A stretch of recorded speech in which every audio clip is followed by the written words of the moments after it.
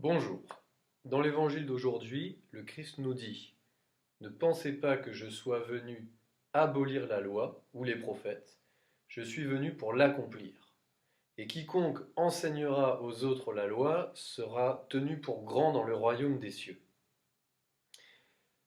En lisant cet évangile, nous pouvons nous demander, nous chrétiens, alors pourquoi est-ce que nous ne vivons pas comme des juifs? Pourquoi n'avons-nous pas le même style de vie?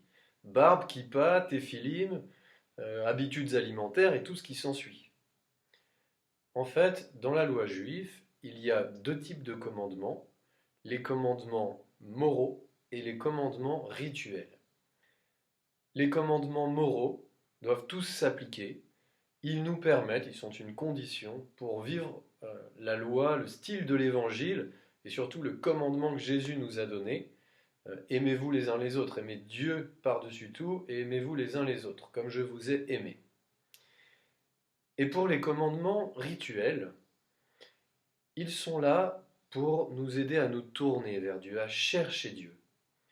Or, le Christ, notre Seigneur Jésus, a passé son temps pendant son ministère à expliquer que celui qui nous aide à nous tourner vers Dieu, ceux qui nous aident à chercher Dieu, c'est lui, c'est Jésus, c'est le Christ. Donc, la loi, c'est le Christ.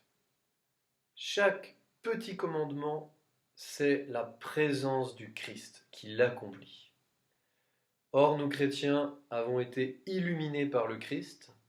Il nous a donné sa présence dans l'Eucharistie. Aussi, lorsque nous cherchons Dieu, lorsque nous voulons nous tourner vers Dieu, nous n'avons qu'un seul moyen, nous n'avons qu'un seul lieu, la présence du Christ dans l'Eucharistie. Et tous les autres moyens seraient pour nous de l'idolâtrie.